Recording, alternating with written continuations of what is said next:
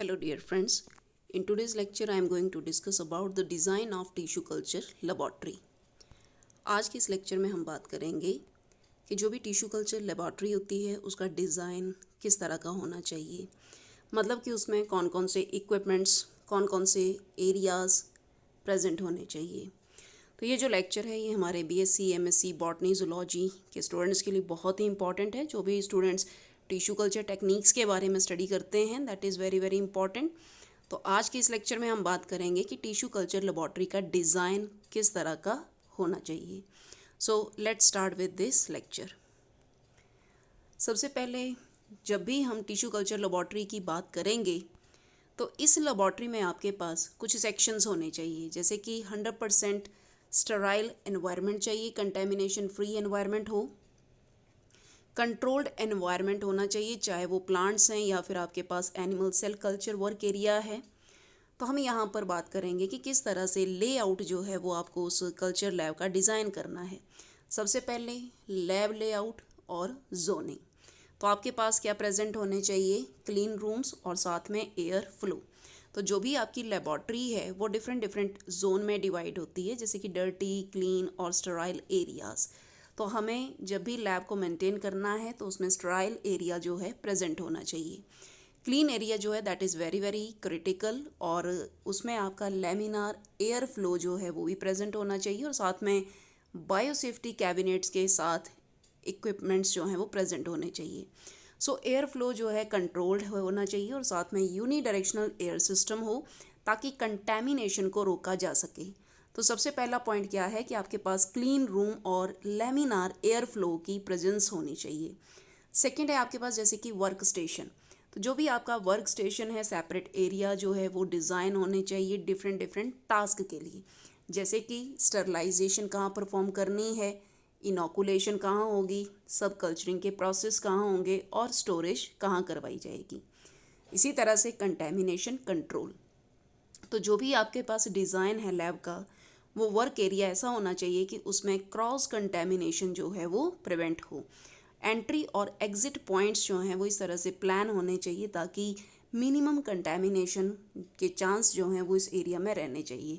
तो सबसे पहला पॉइंट क्या हमने बात की यहाँ पे, लैब लेआउट और साथ में जोनिंग।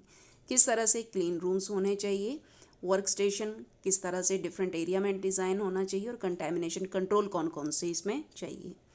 इसी तरह से एसेंशियल इक्विपमेंट्स और साथ में फिक्चर्स की बात करेंगे। तो जैसा कि मैंने आपको पहले ही बता दिया कि हमें स्टेराइल एनवायरनमेंट के लिए किस चीज़ की ज़रूरत पड़ती है, हमें ज़रूरत पड़ती है लेमिनार एयर फ्लो के लिए, ताकि जब आप इनोकुलेशन करें, ट्रांसफ़र करें, सब कल्चरिंग करें, तो इसके लिए आपको sterile environment, contamination free environment चाहिए। बायोसेफ्टी कैबिनेट्स जो हैं वो प्रेजेंट होने चाहिए। जो भी आप मटेरियल को हैंडल कर रहे हैं उसमें जो भी रिसर्चर्स उस पर्टिकुलर एनवायरनमेंट में रह रहे हैं उनको फॉलो करने पड़ते हैं बायोसेफ्टी कैबिनेट्स। इनक्यूबेटर, अब इनक्यूबेटर की ज़रूरत क्यों पड़ती है? इनक्यूबेटर की ज़रूरत पड़ती है ताकि आप जो भी रिक्वायर्ड टेम्परेचर है या फिर आपकी ह्यूमिडिटी है उस कंडीशन को टिश्यू लैब में क्या कर सकें, मेंटेन कर सकें। ऑटोक्लेव, ऑटोक्लेव क्यों चाहिए आपको? ऑटोक्लेव जो है एक सिंपल लैंग्वेज में देखें तो ये प्रेशर कुकर की तरह होता है। तो ऑटोक्लेव जो है वो स्टरलाइजेशन के लिए ज़रूरत पड़ती है, चाहे वो ग्लासवेयर्स हैं, चाहे आपके टूल्स हैं, या फिर आपका जो भी कल्चर मीडिया है उसकी स्टरलाइजेशन के लिए ऑटोक्लेव चाहिए। सेंट्रीफ्यूज़ की आपको ज़रूरत पड़ेगी। तो सेंट्रीफ्यूज़ जो है वो कंपोनेंट्स, सेल कल्चर के कंपोनेंट्स को सेपरेट आउट करने के लिए रिक्वायर्ड होता है। रेफ्रिजरेटर या फिर फ्रीज़र, जो भी आप केमिकल या रिएजेंट्स या सैंपल्स को स्टोर कर रहे हैं उसके लिए आपको क्या चाहिए, रेफ्रिजरेटर या फिर फ्रीज़र की ज़रूरत पड़ेगी। इसी तरह से आपको चीज़ों को ऑब्जर्व करने के लिए, एनालाइज करने के लिए, सेल कल्चर को देखने के लिए इन्वर्टेड माइक्रोस्कोप भी वहाँ पे रिक्वायर्ड है। तो ये सब हैं हमारे पास एसेंशियल इक्विपमेंट और साथ में फिक्चर्स। इसी तरह से जैसे कि आप यहाँ पर देख रहे हैं कि ये आपको नज़र आ रहे हैं इनक्यूबेटर्स।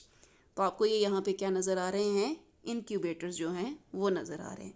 इसी तरह से ये आपको क्या नज़र आ रहा है, ये आपको नज़र आ रहा है ऑटोक्लेव नज़र आ रहा है। इसी तरह से आप देख रहे हैं कि यहाँ पर कल्चर को स्टोर करने के लिए, प्रॉपर टेम्परेचर मेंटेन करने के लिए आपको रेफ्रिजरेटर या फ्रीज़र की ज़रूरत पड़ेगी। इसके बाद हम बात करेंगे वेंटिलेशन सिस्टम। तो वेंटिलेशन सिस्टम के लिए यहाँ पर सबसे पहले रिक्वायरमेंट होती है हीपा फिल्टर्स के लिए। तो जो भी हीपा फिल्टर्स होते हैं वो high efficiency particulate air filter होते हैं और वो लेबॉर्ट्री में इंस्टॉल्ड होने चाहिए बायोसेफ्टी कैबिनेट में, ताकि ये इंश्योर किया जा सके कि वहाँ पे स्टेराइल एनवायरनमेंट जो है वो मेंटेन हो रहा है। इसी तरह से आपके पास पॉजिटिव प्रेशर सिस्टम जो है वो भी पता होने चाहिए रूम्स को क्लीन करने के लिए, या फिर एयर को मूव करने के लिए, या फिर लेस क्लीन एरियाज़ हैं, या प्रिवेंटिंग कंटेमिनेशन। इसी तरह से एयर फ्लो पैटर्न्स हैं, तो आप यूनिडायरेक्शनल एयर फ्लो को मेंटेन कर सकते हैं लैमिनार एयर फ्लो के थ्रू, ताकि आप जो भी कंटेमिनेशन एक्सटर्नल सोर्सेज है उसको आप अवॉइड कर सकें। तो ये है हमारे पास वेंटिलेशन सिस्टम। जैसा आप देख रहे हैं कि ये हमारे पास हीपा फिल्टर्स जो हैं वो आपको यहाँ पर देखने को मिल रहे हैं। So these are the HEPA filters. इसी तरह से ये आप देख रहे हैं लैमिनार एयर फ्लो है, तो यहाँ पे जो भी ये पर्सन्स काम कर रहे हैं ये लैमिनार एयर फ्लो में ही काम करेंगे कंटेमिनेशन को अवॉइड करने के लिए। इसके बाद आता है वर्क सरफेस और साथ में मटेरियल। तो जैसा भी आपका वर्क सरफेस है वहाँ पर आपके पास नॉन पोरस ऐसा एरिया होना चाहिए that should be easy to clean. तो जो भी आपके पास स्टेनलेस स्टील के ग्लासवेयर्स होने चाहिए, इपॉक्सी रेजिन होना चाहिए, ऐसे रेजिस्टेंट केमिकल्स जो हैं वो आपको चाहिए ताकि उनको आसानी से क्या किया जा सके, स्टरलाइज किया जा सके। स्टोरेज कैबिनेट, तो जो भी आप टूल्स हैं या ग्लासवेयर्स हैं या फिर जो भी आपके इक्विपमेंट्स हैं उनके लिए आपको स्टोरेज कैबिनेट की ज़रूरत पड़ेगी। ग्लासवेयर्स जैसे बीकर्स हैं, पैट्री डिशेस हैं, फ्लास्क हैं, या बाकी के जो ग्लासवेयर्स हैं वो आपको टिश्यू कल्चर लैब में प्रेजेंट होने चाहिए और उनके लिए आपको क्लीन एनवायरनमेंट जो है दैट इज़ रिक्वायर्ड। जैसा कि आप देख रहे हैं ये ग्लासवेयर जो हैं वो आपको देखने को मिल रहे हैं यहाँ पे, कि इस तरह से फ्लास्क वगैरह जो हैं वो आपको दिख रहे हैं। यहाँ पे भी आपको फ्लास्क विद जो भी उनकी कैपेसिटी है, कितना कंटेंट कितने लीटर में आ सकता है, ग्लास जार हैं या फ्लास्क जो हैं वो आपको यहाँ पर देखने को मिल रहे हैं। सिमिलरली यहाँ पर भी आपको सेम टू सेम जो हमारे फ्लास्क हैं या जो भी मेज़रमेंट के साथ आपको यहाँ पर दिख रहे हैं। इसी तरह से आपको प्लम्बिंग और यूटिलिटीज़ जो है वो भी चाहिए, जैसे वाटर सप्लाई जो है टिश्यू कल्चर लैब में प्रॉपर होनी चाहिए। प्योर वाटर, डिस्टिल्ड वाटर जो है वो अवेलेबल होना चाहिए वॉशिंग इक्विपमेंट्स के लिए। तो डिस्टिल्ड वाटर जो है दैट मस्ट बी, तो डिस्टिलेशन यूनिट जो है वो आपको लेबॉर्ट्री में इंस्टॉल करनी चाहिए। वेस्ट डिस्पोजल, तो जो भी वेस्ट है उसका प्रॉपर डिस्पोजल होना चाहिए, चाहे आप ऑटोक्लेविंग के बाद जो भी आपको वेस्ट वगैरह मिल रहा है उसका प्रॉपर डिस्पोजल रिक्वायर्ड है।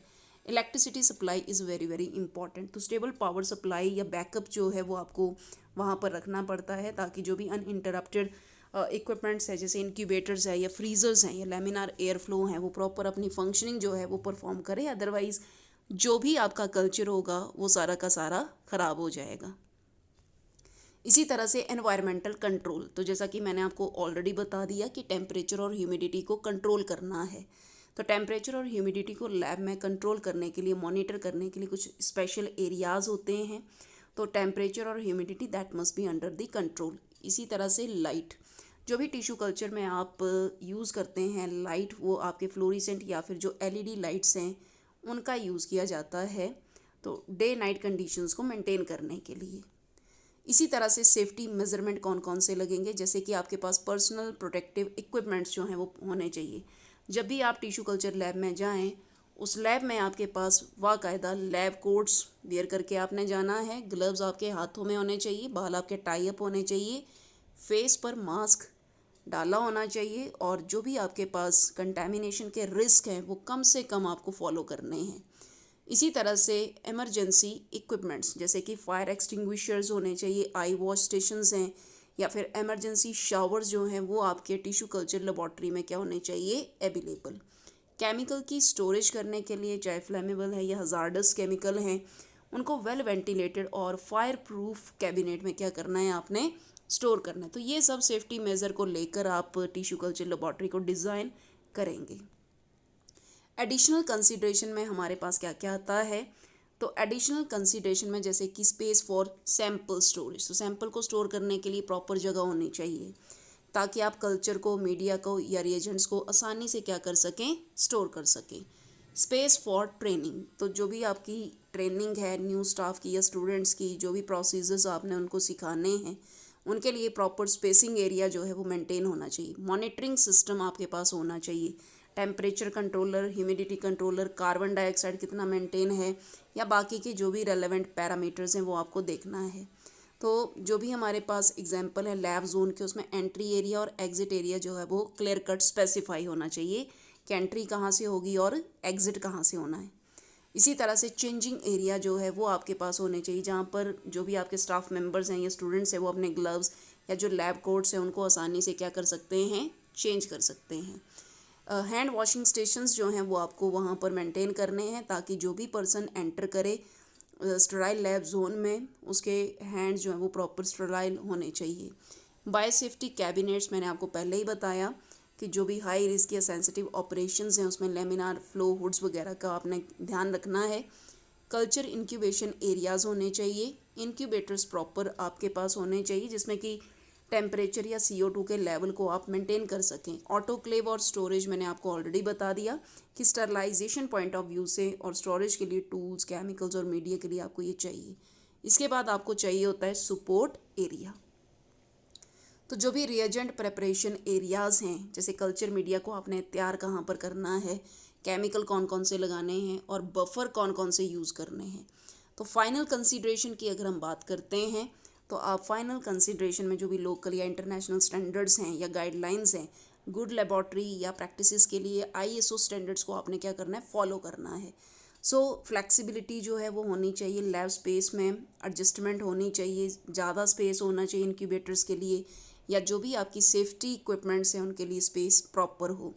जो भी successful tissue culture lab designs है उसमें क्लीननेस को आपने ध्यान देना है, सेफ्टी उसकी ज़्यादा होनी चाहिए और एफिशिएंसी जो है वो भी आपको ज़्यादा चाहिए, ताकि आप जो भी रिसर्च है उसको आप अच्छे से क्या कर सकें, मेंटेन कर सकें अपने साइंटिफिक वर्क के लिए।